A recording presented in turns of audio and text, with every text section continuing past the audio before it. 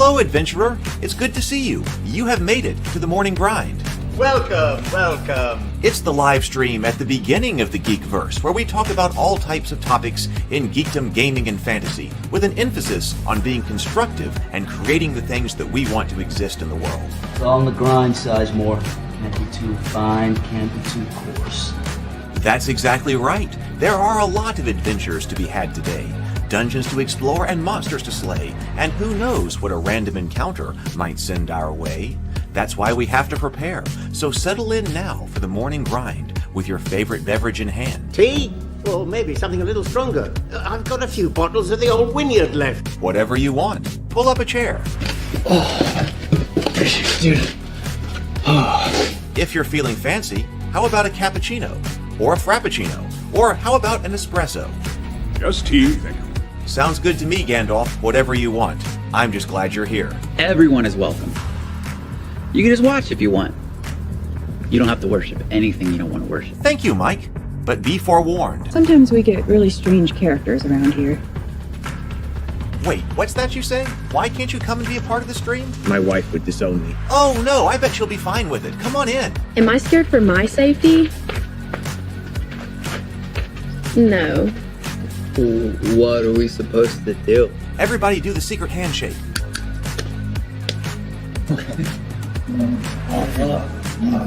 Secret cultist handshake. Oh, now do wizards who love each other. This, my friend, is a science. I still don't have gifts, but it's fine. It's all on the grind, son. Can't be too fine, can't be too coarse. Dude, this would be a sick place to bring the band. Indeed it would be, Dave. It really would. I'm seeing more people coming in. Welcome, glad to have you here. Oh, look, here's someone new. Is this the cultist meetup? Yes it is. Come to hang out? Please accept me. I have nothing else. Okay, we accept you. Everyone's welcome here. Brought some snacks. Well, that makes things even better. You want some coffee? I don't drink coffee. You sure? It's cultist coffee. What makes it cultist coffee? I'm a cultist and I'm drinking it. Oh. Then I'll have some. What exactly is going on here? I'm seeing more people coming in. Welcome. It's so great to have you. Oh, and look, here comes another stranger. Can we help you? Yes, fellow cultists. I could really use some food.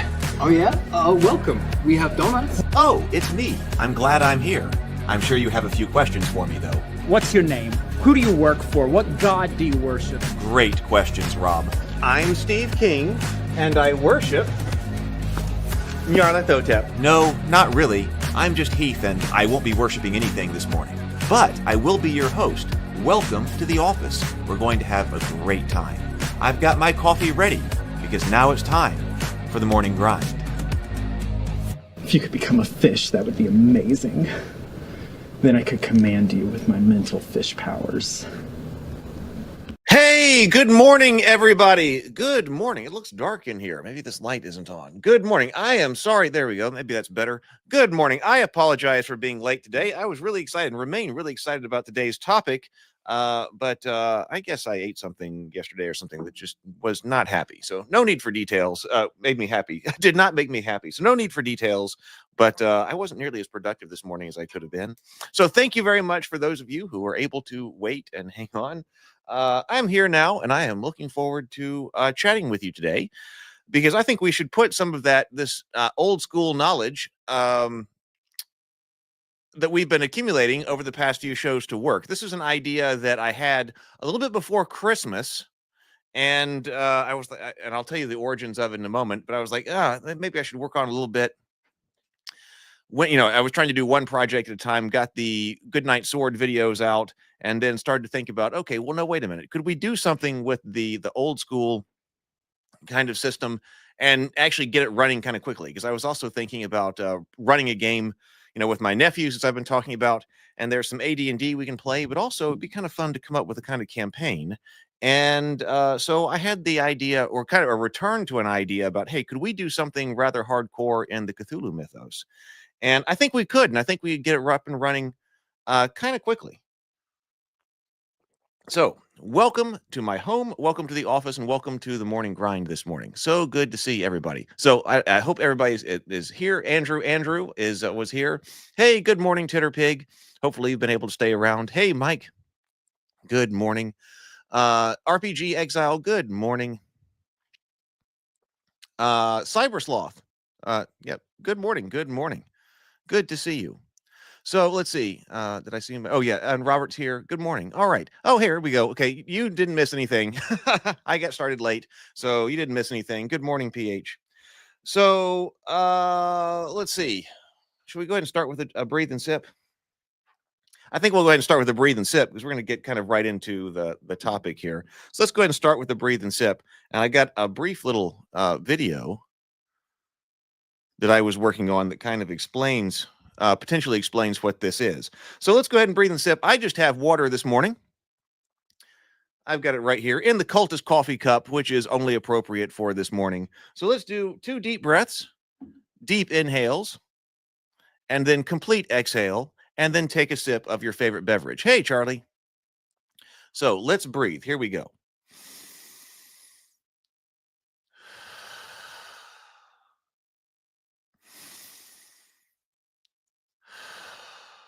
And sip.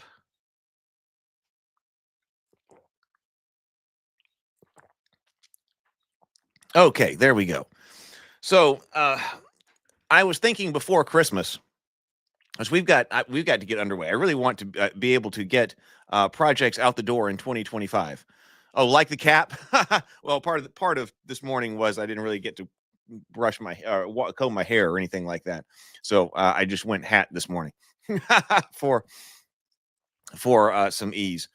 So I want to get a lot of different projects underway. I feel like 2025 could be a big one for that. We're set up basically to do the cultist RPG, but we're not attracting people fast enough. So which is fine, but we need some more people. And so I was thinking, maybe we need something else. Maybe I need to do something else to put on that campaign that could attract other people and other gamers who are interested in the same kinds of things that we are. And I spent a lot of time thinking about that. I think about all of this quite a bit.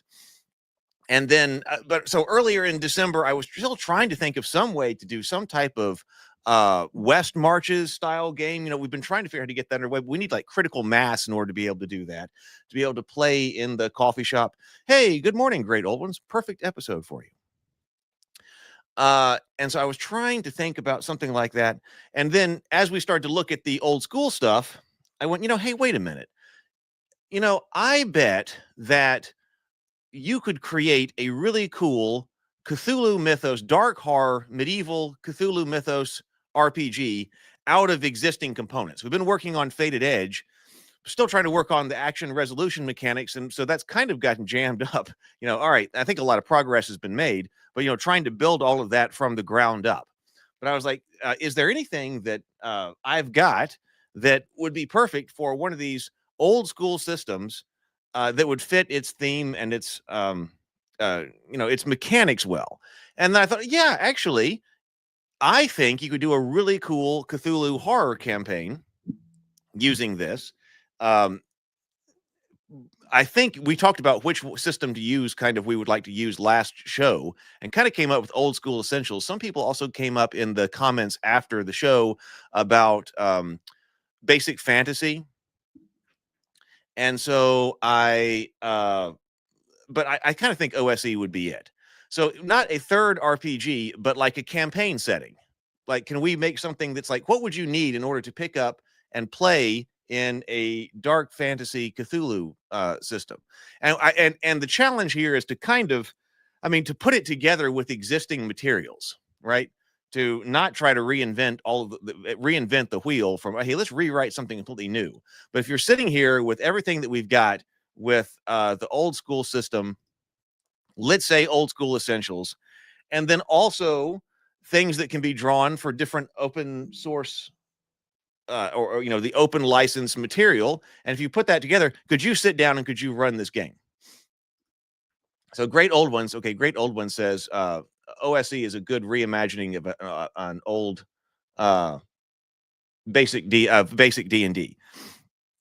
Yeah, and it seems like everyone also said that it was very easy to access as far as the rules go during play, that it was laid out well and all of that. So that was kind of what I was thinking. So could we come up with like how would we do this? What kind of campaign setting would we do? So I was working on that. New Year's Day. I was working quite a bit. I see that's the kind of thing I want to talk about. So we'll clearly need a sanity score. So we'll need to import that from someplace. I started doing some writing on like the fiction side of it for like an introduction on New Year's Day, and was just loving it. I was just loving it. Now I had attempted a project like this before. So this is kind of a return to a project, and I've got some material that I believe can be brought out and reused, because I had tried to create a dark horror Cthulhu Mythos game with David LaRocca, and we talked a lot about what kind of system to use. I wanted to create a system back then, and that was kind of the first time that I was tinkering around with creating a system. But it was only the two of us. Of course, this does take a long time to do, as something like the Faded Edge, the development is. Seems like I should just be able to sit down and knock that out. But okay, you can't. But that was really back in also sort of the heyday of 5e. That was long before the OGL debacle and things like that. And it was his world. He wanted to do a dark horror Cthulhu world. And so I said, he said, I think what we should do is not try to create a new system. Let's just adapt an existing system. And 5e is what everybody knows. So let's just do this for 5e. And that was ultimately the call that was made. And so I did a lot of work writing that for 5e. I think a lot of it was great material. I think the whole project was really great. But that was a project that never actually got underway and out the door either. And so I had written all of this great stuff about, and which was actually the inspiration for the cultists. But, I didn't feel like 5e really fit. There were business reasons when it was going to try to get out to do that, which is you're not redesigning a system. And of course, everybody knows that system. So why would you choose something that a smaller segment of the population knows if you're trying to market a campaign setting? So, I understood. But when I was sitting there oftentimes writing all the different 5e rules and stuff was my least favorite part of it. I didn't think it completely fit all the different character classes, or when you're trying to come up with a modified class or something, coming up with all these special powers and abilities and all of this that was, all the way out to level 20 and all of this. I just, I didn't really enjoy that part, and I didn't really think it fit thematically. But now, as I'm looking at this, I'm going, hey, you know what? I bet an old school system absolutely would. And that's what's kind of coming up in my mind as we've been going through all of this.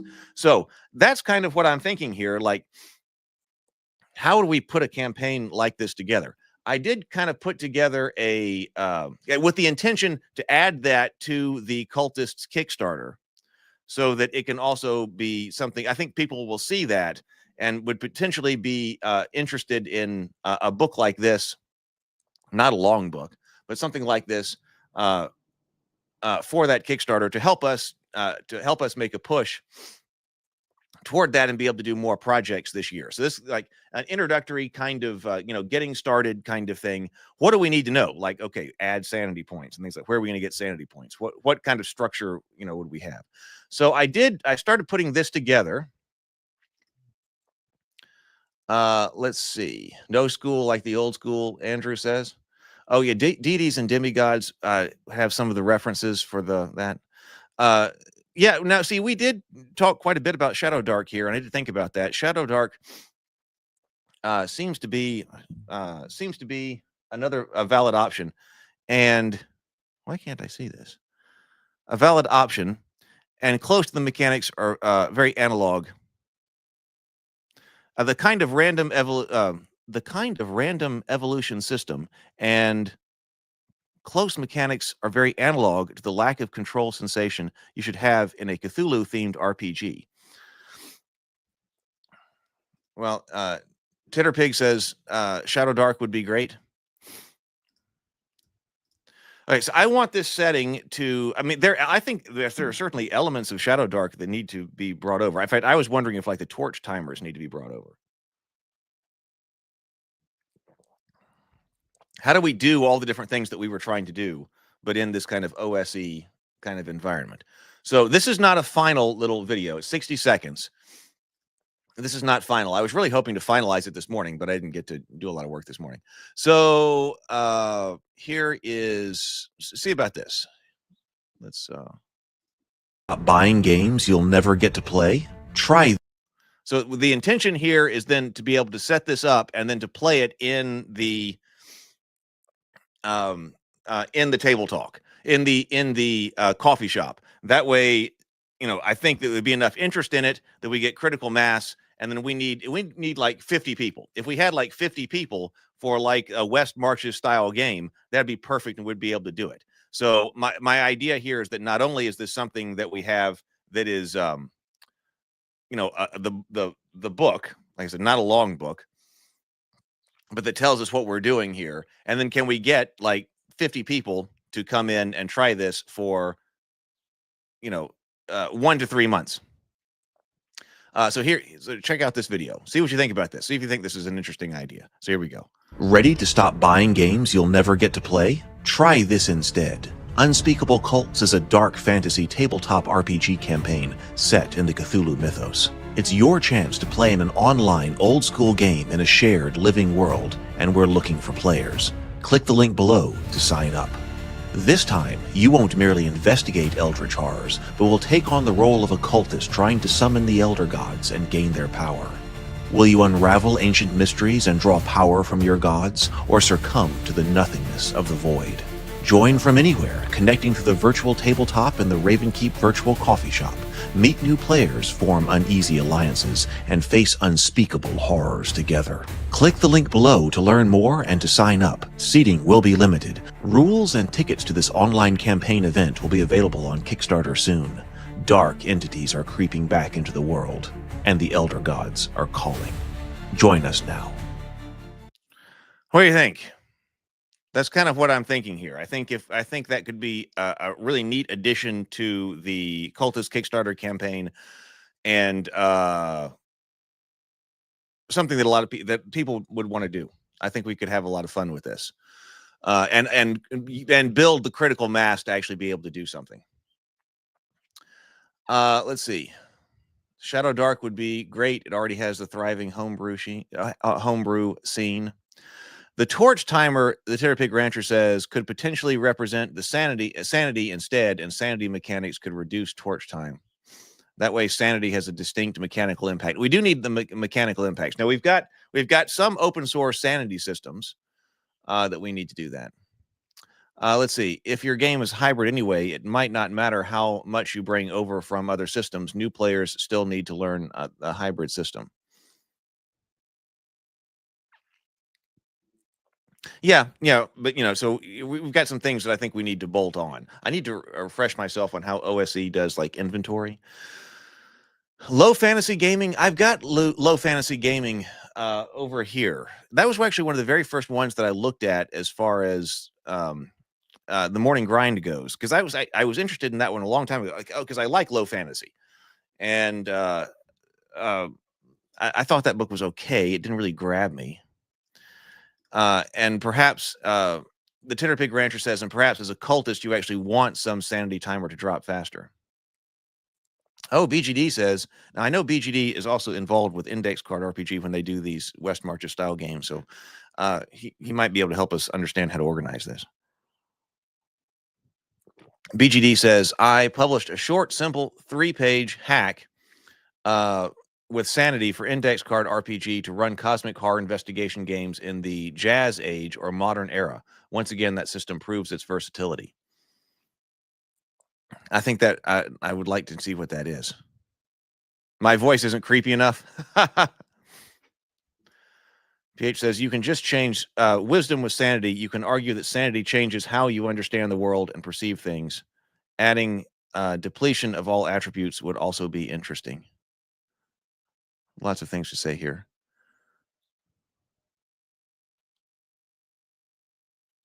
See, index. I'm still wondering because I do like index card RPG and I like all the things that it does.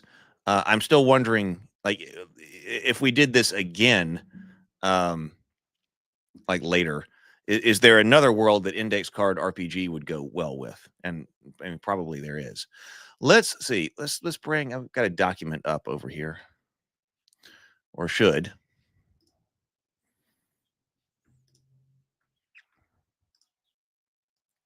Okay, and I think that we need about. I think we don't need this to be more than about 10,000 words. You know, what is this? What is this? Because we're relying on other materials.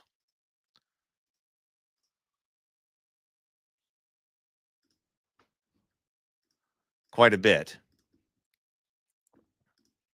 What kind of topics? There we go. Do we need to address? So yes, and so this is you're the cultist. So, and I think the idea here, this is some of the text to set this up that I started writing and was really enjoying it. We will get to that later. What is this? And what do we need to add? So I thought that this is like kind of like a player's handbook, player's guide to getting started here. And like character creation needs to be fast. You know, design. I was thinking about what do we need to say? We don't have infinite number of classes for the old school, which I like. Now, Shadow Dark adds more, right? We're not going to have. I figure everybody will start off as human. Kind of the idea that I was thinking of is that we are in a situation where we're going out, where this island has arisen in the ocean. This is a real world thing. I'm not sure what date yet. I really was thinking about doing a much like later medieval kind of world. But on the other hand, if you're doing some type of West Marches Living World kind of campaign, then why not push the start date back so that the sort of the first people that are on the island are the players, and they get to you know, as they're establishing like later establishing strongholds and things like that, that becomes part of the that becomes part of the history of the island. Like later you read up as you write it up or something like later on. Go ahead and start with almost something unknown. There's been this island that's emerged from the ocean and it has Cthulhu stuff on it, right? And the undesirables of society have been cast out of Europe, you know, leaving half cast out, half left on their own to go and see about this island and learn more and worship their gods. And that's basically all you know. Of course, you end up shipwrecked. And so the starting players start from the shipwreck. So level 1 characters spawn from the shipwreck, right? And then you're going out from there. That's kind of what I'm thinking. So I want you to be able to create the characters quickly, which I think we need to probably create some. We'll create some OSE characters, but we want them to be created quickly, which I think OSE can do. And I say, like, let's not worry about the backstory for your character. We're not worrying too much about the backstory of the whole world. This thing is just occurring on the island because that's what this is about. Don't worry about too much about creating a backstory for your characters. Most games start with your character at level 1, which means they probably haven't been out on grand adventures yet anyway. What makes your character interesting is what happens to him or her during the game. And you can pull out different, you know, a stable of characters. You can have a stable of characters that can always generate from this shipwreck.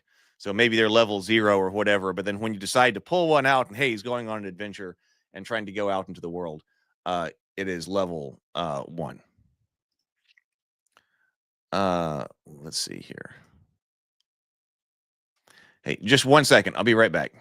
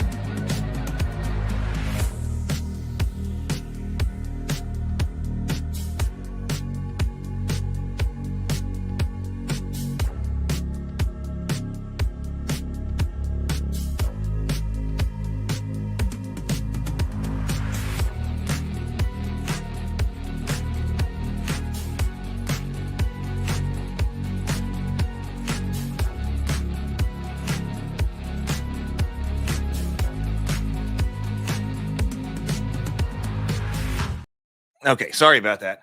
And then, of course, as well, you're the cultist. So, like, we're not investigating what's on this island. I mean, I guess you are in the broadest sense. But I want your cult and cult affiliation to matter. So we need to talk about that as well. So let's see here. We should have gone to Yeti Hug Break. Yes. Oh, it's time for a Yeti Hug Break. Yeti Hug Break, Yeti Hug Break. Everybody go hug yo Yeti and show yo Yeti some love. Oh, it's time. I still need to integrate that into the break. Let's see. BGD says, in a campaign setting of regular Joes, where everyone's a human who starts anything like superpowers, players can be afforded a lot of freedom with skill-focused character generation, or without the inclusion of traditional core, with or without the inclusion of traditional core abilities. So let's see. So what do we need? We need, and of course, so the cult, but on the other hand, the cult is not like a character class or something like that. We need to make it clear that any character can belong to whatever cult. And I do. Yes. We need to talk about alignment. How is alignment going to work? I don't really think the alignment languages are appropriate. So we might nix those. But on the other hand, okay, I mean, we can keep law, neutral, and chaos. You could be tempted to kind of nix alignment altogether, but there may be some things, mechanical effects. And as far as Cthulhu stuff goes, and the cosmic horrors, law, neutral, and chaos kind of works, I think.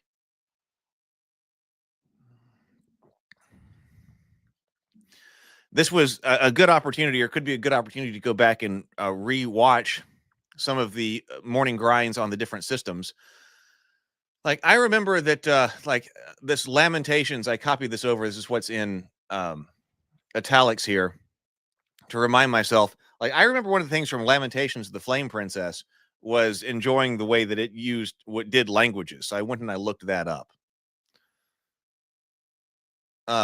But yeah, we're going to need to plug something in for sanity.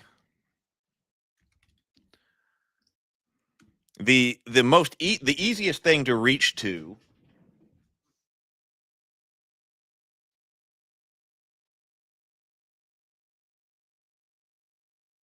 is in our Unearthed Arcana. Oh, right here. Unearthed Arcana remains one of my favorite books for and of course it's a 3. Well, of course there are other. This is the 3.5 or version 3 edition of this. But they put 2 things in here that I think are really interesting, which made them available through the Open Gaming license. And one is the sanity system. So one of the easiest things to do as far as the sanity system goes is to possibly import the sanity system from Unearthed Arcana.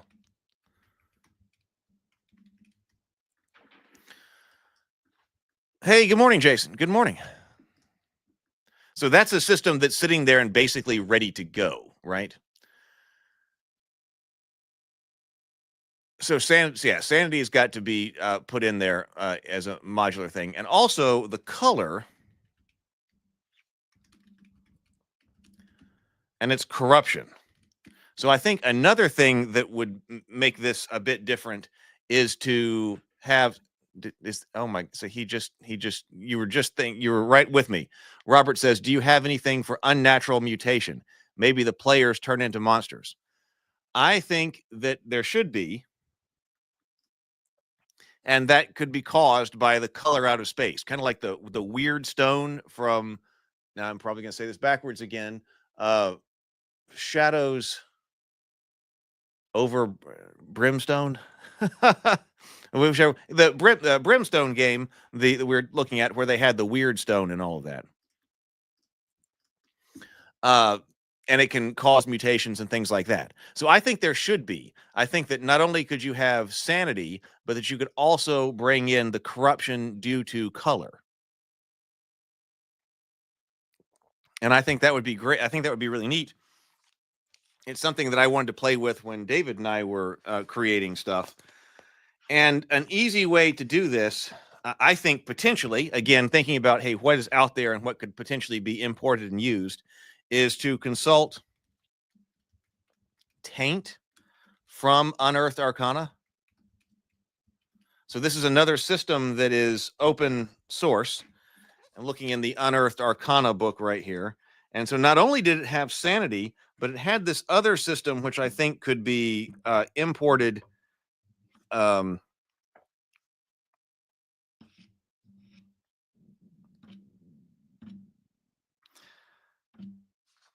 could be imported, that was called Taint. Where did I find this? I just saw it right here. Okay. So it says, like right here, it's a rather extensive section right here. Some places and items are so evil that exposure to them marks or taints a character in a very real or difficult to cleanse way. Taint is evil. It's a corruption so deep it warps every plane of reality.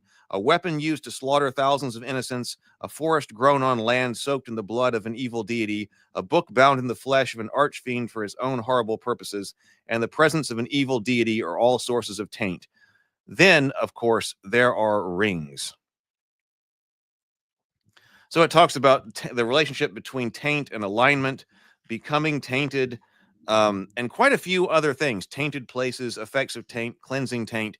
And I thought, hey, okay, so this kind of system could come over and become a system for color corruption. And then are the PCs playable? Well, I think at some point, DCC has great mutation tables. I will take note of that to check that out here. Check mutation tables from DCC.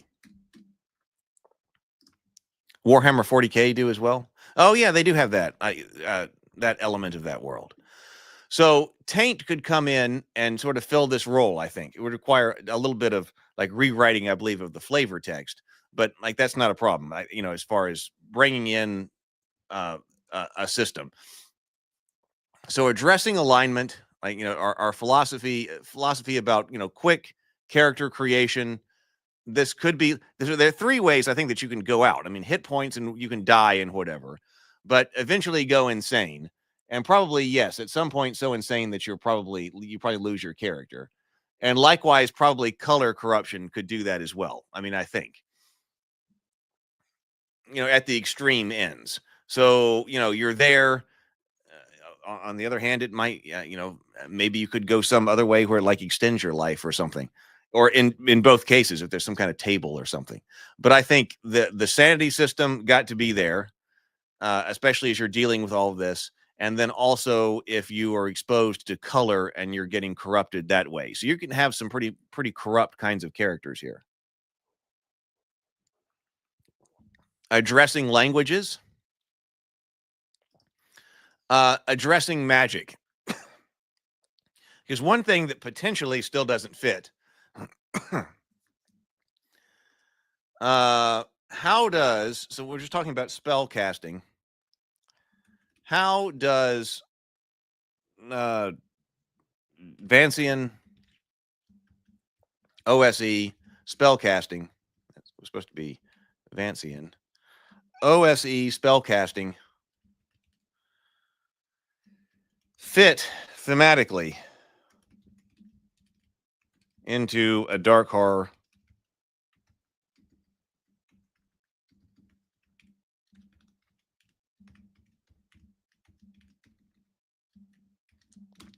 like how does that fit? That the 5th edition spell casting was also an issue when we were creating the material I was working on with David, because I'm not a big fan of it for this type of system, for this type of campaign setting and everything that was going on with it.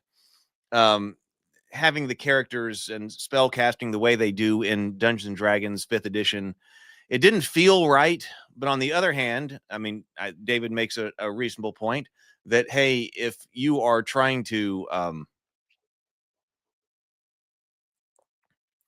if you are playing a campaign, especially one that was 5e, based on that, what are people going to be expecting out of spell casting classes, and that you should give that to them. So I was like, well, okay, that makes sense. That if they're expecting 5th edition spell casting, why take that away if they want to play a magic user? So I think we can think about that. How does this spell casting fit thematically into the Dark Horror RPG? I think in some ways that is still kind of the right answer. That if you're talking about playing a magic user, which does seem very appropriate in and of itself in a game like this, well, you're probably expecting to cast spells very much like the OSE system, and so you probably should. So you're an unusual individual anyway. I forget, do you roll up your character and how much choice you have and what kind of character you're going to play? But also potentially limit. See, we need to do some kind of analysis of spell lists.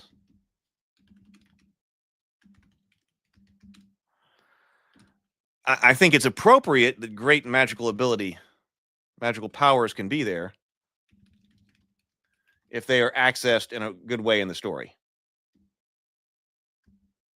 Accessible in a thematically appropriate way. And I do like the idea that they get, you've got this imbalance, what we would consider an imbalance from a modern day perspective of the fighters and the wizards. Protect the wizards, but they're going to become more powerful later on. So if you've got this higher level wizard who's out there, has established his tower, potentially on the ancient ruins of some cosmic dread thing, then that seems like exactly the kind of person who should be able to have access to great magical powers. So I need to go back and I need to read that section. I need to see what all kinds of spells are there and things like that. And be sure that that's thematic, but also let players do what they want. To be able, if you're playing a spellcaster, to be able to cast spells. And it's, of course, it's designed for that anyway. Robert says, or maybe the player's monsters turn on the party and just roll against them. They'll likely be incinerated, but at least losing the character can still have one final thing to do. It could be. Yeah, there was, I'm going to have to look back and see what kind of things I was doing with the mutations. Permanent or almost permanent repercussions are great for this theme. I agree. I still defend depleted attributes giving players conditions.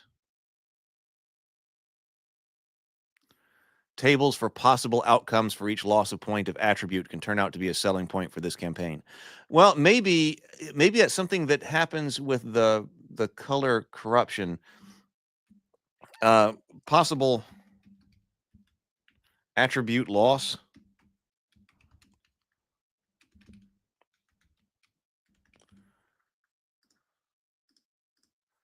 And roll for the meaning, the meaningful effect behind that loss.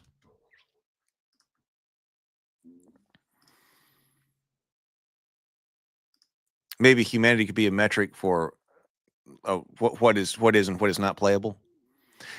It's also interesting that, and James Bacon and I talked about this last night with He-Man, the science fiction fantasy bleed in He-Man and the old school stuff.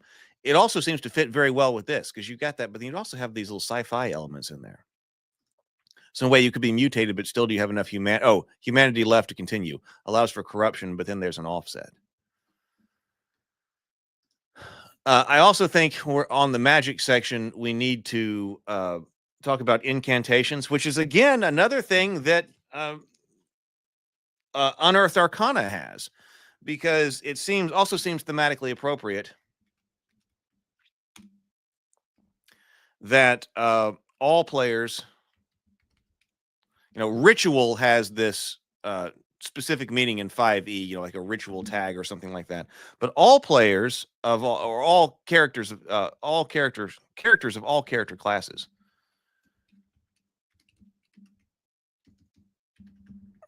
should be able to access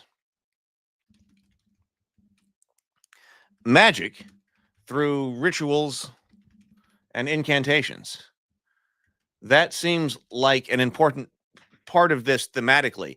You know, a movie that I wish were better was The Ninth Gate. I loved the way that it started, and I loved a lot of things about The Ninth Gate, but it didn't. I didn't think it ultimately held up. But you know, that kind of thing. You've got this person who isn't a magic user as far as a class goes in this RPG, but they can still access. You know, if they gather all the materials and you do the right way and all of that, they can still access magic. And that would be a way to get everybody together for, okay, we need to cast this magic spell. And that seems very Lovecraftian, right? That we're getting all these people together. We got the book here. It's telling us what our, basically formula is for this spell. So I think inclusions of incantations need to go in here. And I think incantations are also in here in this book. So possible import from Unearthed Arcana. So there's a lot of what I was thinking of. I was like, maybe this is something that could be done for this in time for this next Kickstarters, because there's so much stuff already out there to draw upon. It's not like this is a whole cloth kind of build. It's seeing what's out there that could be played with. And kind of like what I would put together maybe if I were running for my nephews. Like, okay, guys, what have I got in this gigantic library on the shelf that I've got in here that can be pressed into service to create a really great game? Import from Unearthed Arcana.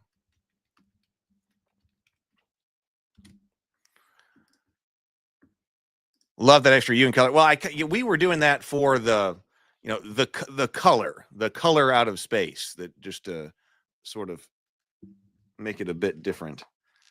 So what? Call it out as something else. Magic, spell points, item familiars, incantations.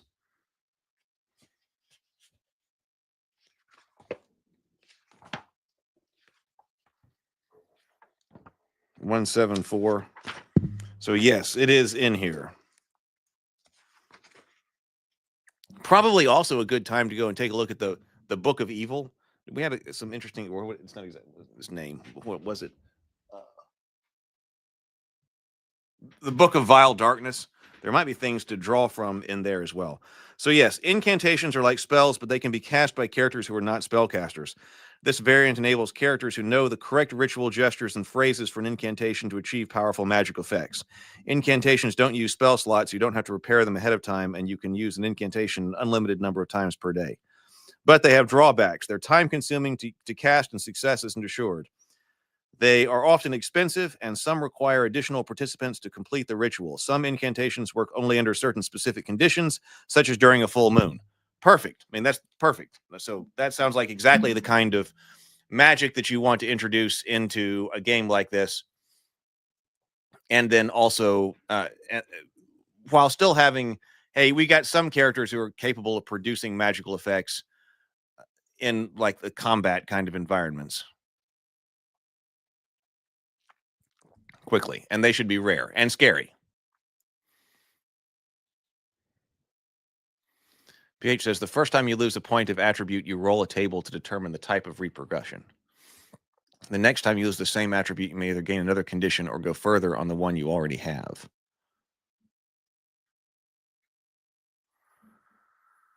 Hey, Michael. Yeah, I mean, Lovecraft was American. I don't know that he did that. I don't think that he put the U in color, like during the color out of space. I would think that was something we were doing. I was thinking about actions, but that can be used as magic as well. What if there are things you can just you can do unless you can just do unless you change something permanently? I was thinking about changes in alignment and able to act somehow to solve a problem in the narrative, but that can be used to achieve a spell effect if you take a mutation, or can't do unless.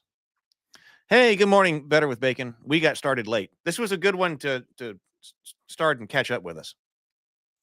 Oh, he did? Maybe he did. I mean, it would not be out of the question. I just don't remember. I just remember that was something we were doing for like the color as that entity. So what else? So what other major subsystems? There was something else I was thinking about. Okay, so the cults. Okay, I do want to have cult affiliation.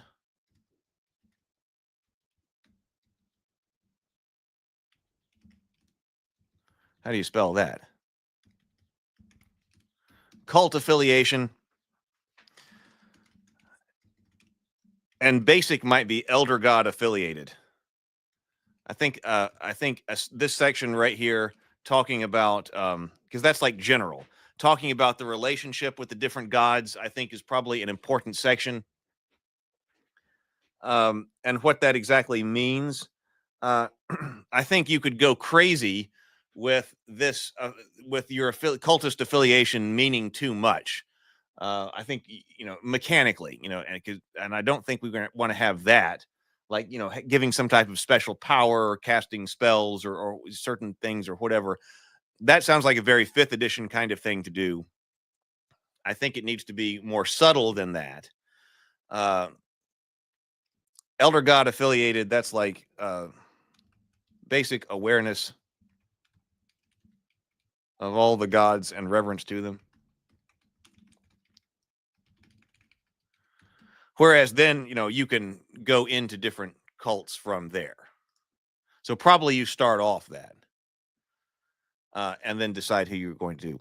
Better with Bacon says, I think factions of any sort are a great starting point for an RPG. It's codified conflict. It gives players reason to interact with each other in very interesting ways. Look at Vampire as proof. The Sword of Cepheus has a dangerous magic system, white, safe, gray, not so black, calling demons and mutations upon failure. It feels very Cthulhu. I'll put that over here under these notes here.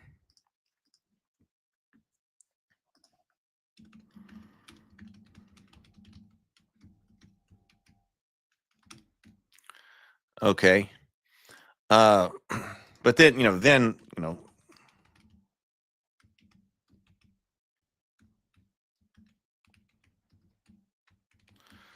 et cetera, et cetera, et cetera, going down. I think there's a difference. This is one thing I want to import over from Hackmaster. I remember this from Hackmaster. There was a little square on your character sheet that's by your cult, right? So cult affiliation, and then so then there'll be a line, for you to write down whatever that is, and then I think there needs to be a little box that you can check, which is inducted, and we'll have a difference between initiated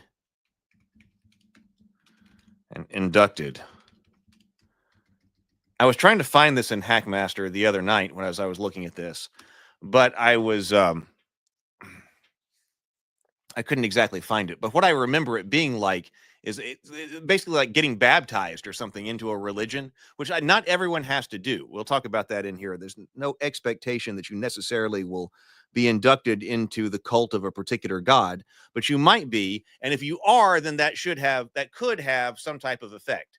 Not only social effects, but like in Hackmaster, clerics of a religion that you are inducted into have greater magical effects than on you than if they are trying to affect someone who is not a member of their religion, like an official member of their religion. Like healing spells. Healing spells are more effective on you if you are a member of that priest's religion. I think that's kind of a neat idea to import over here. That kind of gives a reason for potentially a party to all kind of drift into the same in the same affiliation, right? And I think that would be pretty neat. How we handle clerics in here, so they call them the clerics. The clerics must be inducted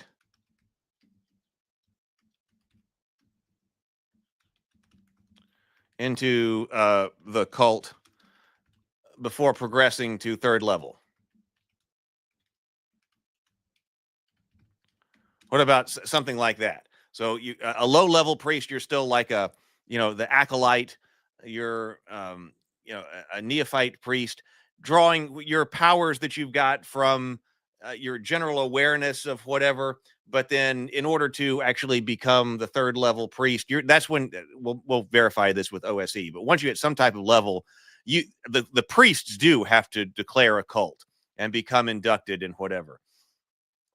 Will be fun coming up with different different rites for induction into different cults. And it may be, situations like, in the Catholic and Anglican churches, it takes 3 bishops to make another bishop. You could have something like that.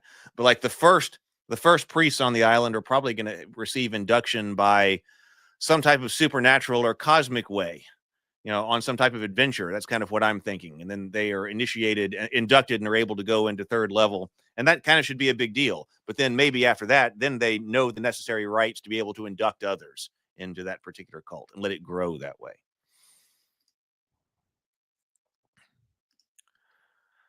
Better with Bacon says, this is starting a vampire. You have warring factions, clans with different motives and goals, and the more local groups of vampires.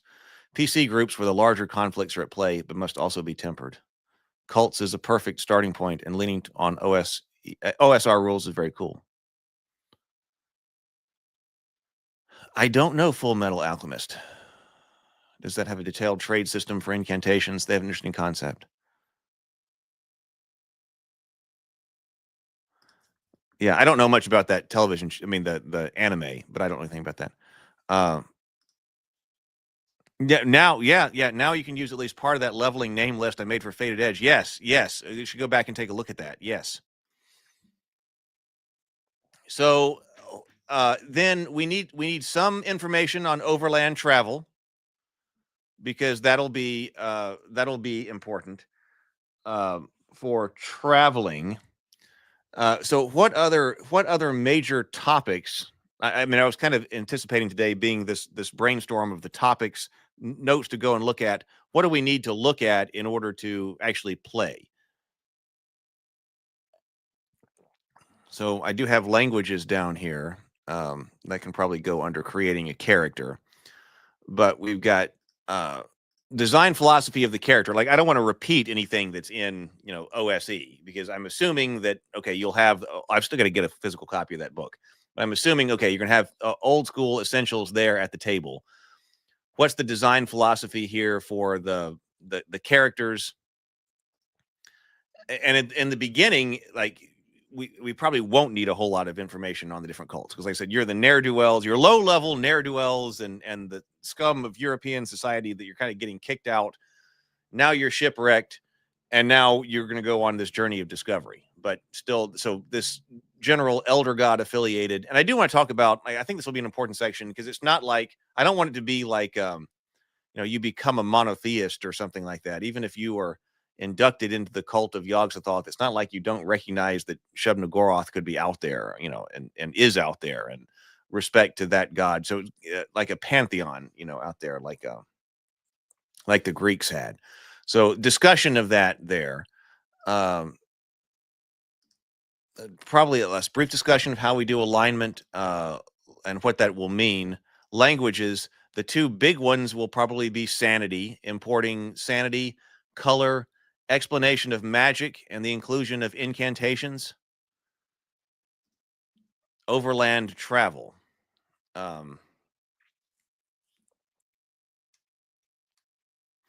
This is a good time, I think, to start to codify. This is not really a player thing, but it's more of a game master thing. So overland travel, random encounters, or encounters and actions during travel.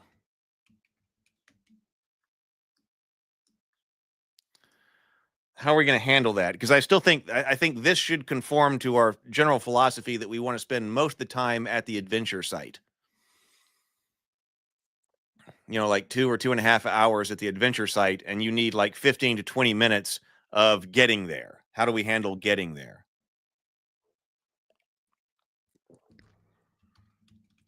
Meaningful rules for travel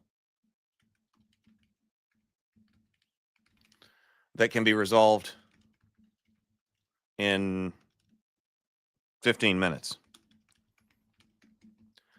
Only concern yourself with the most dangerous or significant encounter.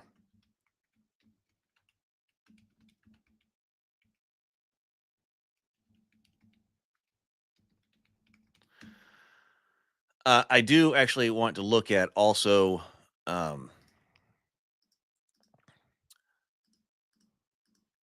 leveling up in treasure.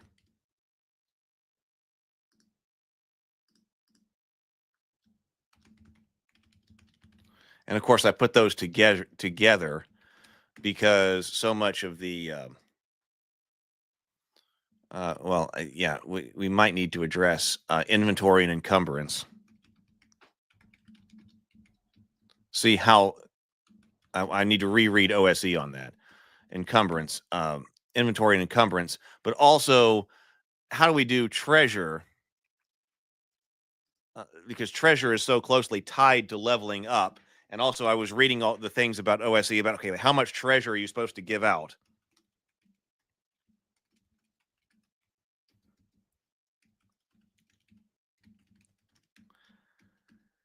Especially in an environment where there won't be much to spend it on.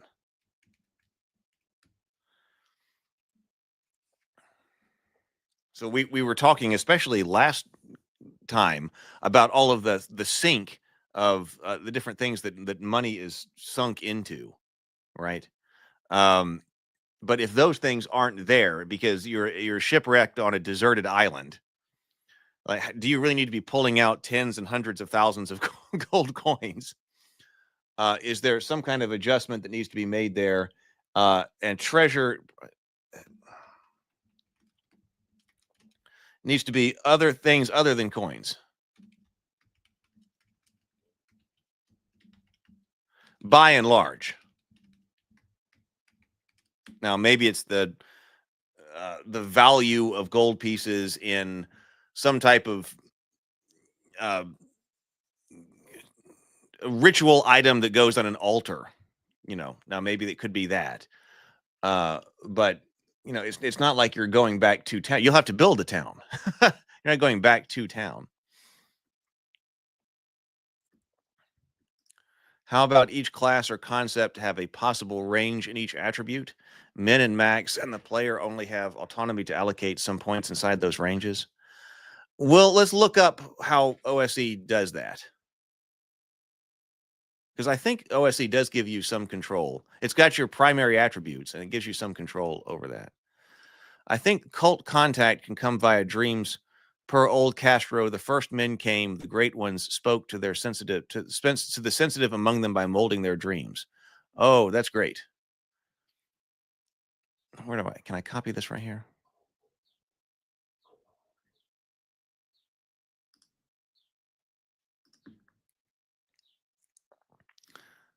I'm going to make note of that. Where did that come from? Old School Essentials. That's Old School Essentials. That's one of the OSR old school systems. Old school, which we were talking about last time. Old School Essentials is one. Basic Fantasy is another one that people talk about quite a bit. Osric is another one.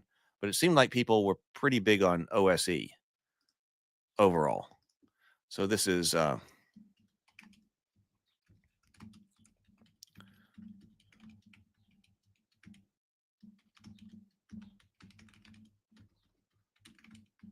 the sensitive among them.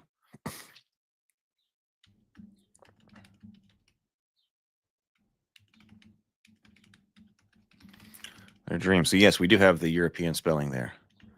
Okay, and that is from Call of Cthulhu. I like having pull quotes like that. I used to use a lot of those when I was writing for the other thing that never ended up getting published. So that's perfect.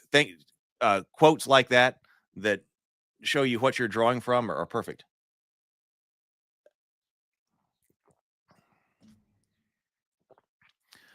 Milton says, the insane witch king says, what lies behind the eyes of man? What is reflected within our eyes? what we see echoed back in twisted dreams, what is behind the mind and consciousness of all, that is what is that claims to be God? Well, that's a cool quote. Okay. So what am I missing that we would need to talk about? Like I said, I don't want this book to be forever long, but is there something else we need to talk about? Overland travel.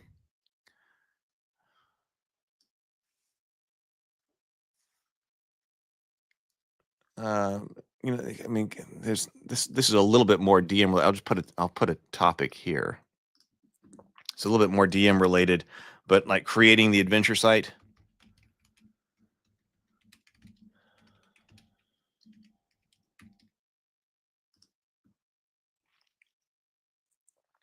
Well, that's still very cosmic horror like. That should come from the mind of the insane Witch King. So philosophy on adventure sites. Maybe like so it's kind of, but it's kind of a DM thing. But if you covered all of these things,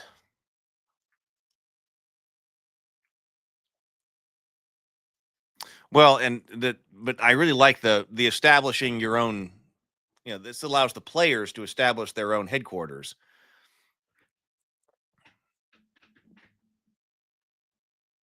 They got to go out and find a good place to establish the Tower of Yog-Sothoth or something.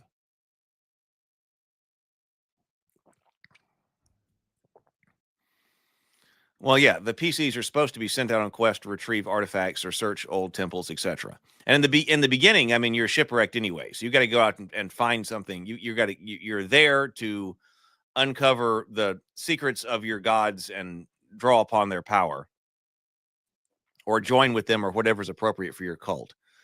And you start with basically nothing. And then, yeah, I would be expecting that some of these adventure sites, some players might claim as their group, as their headquarters. Maybe cults can compete over certain spots of land, convergence of ley lines, or certain artifacts. I hadn't thought about ley lines, but that's a good idea. Yeah, carrying around artifacts too, like the Ark of the Covenant before battle. So I think that kind of covers it. I suppose I'm going to do more reading into OSE and see if there are other things like, okay, we need to kind of address this, this particular area. I do want to create a character sheet for it. I think a half a page character sheet would be great to have, and not more than that. You know, I was trying to look at what the OSE character sheet is. Oh, by the way, when we're talking about the character sheets and we're talking about saving throws, it was brought up in the comments section last time that why do we have like a differentiation between wands and staves and things like that? The person in the comments, I forget who it was, but said that has to do with rarity. And I did put that in the Discord server, that wands are more common and therefore they're easier to save against. I had never thought about that. So that could be, so the saving throws will be there. The more unwieldy, the better. Yeah, the sacred shipping container of Shub-Niggurath. Yeah, something like that you got to walk around with. So that's not too much, and I think that sounds pretty doable if this is the list. Because I'm not also trying to, redesign. I'm trying to rewrite everything. I'm looking for things to import and get underway. I guess we should talk about races here, but this is going to be human. Later on, I feel like other races can be added in, but races start human. And there's no elves, dwarves, or anything like that. So that's one thing that could happen, is to add in different kinds of races that would be suitable to be on this island other than humans. But I don't think you start that way, especially if everybody's shipwrecked on the island and that's where you're starting with your characters. Everybody starts human.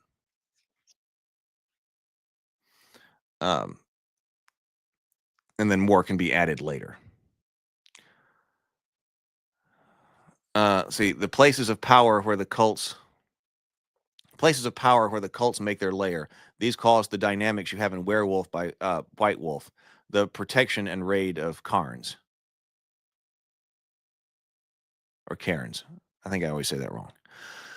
Yeah, so I think it's an interesting idea. So, and I think it's very doable too, and I think it has potential to get some eyeballs, especially if we're not only having the book out, but want to be able to get critical mass to do something like a living world campaign for a month or 2 months or 3.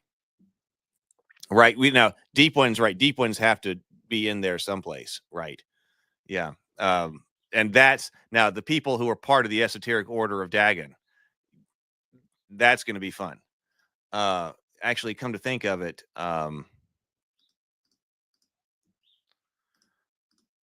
again, this might be a more DM kind of thing, but some kind of idea about monsters. What are appropriate monsters? Actually, that should probably be in there. But okay. All right. Well, I have got actually to go out today. So I've got some things I've got to do. But I'm excited about that. Thank you for hanging out with me. I thought this would be a fantastic conversation. I thought that we'll start working through this. And I've got, I've started writing here so we can start going through it. And but I know I don't want it to be some years long process. They'd be fun to play. All right, have a wonderful day. Thank you very much for being here. I will see you, I guess, Sunday on the morning grind. All right, later, everybody.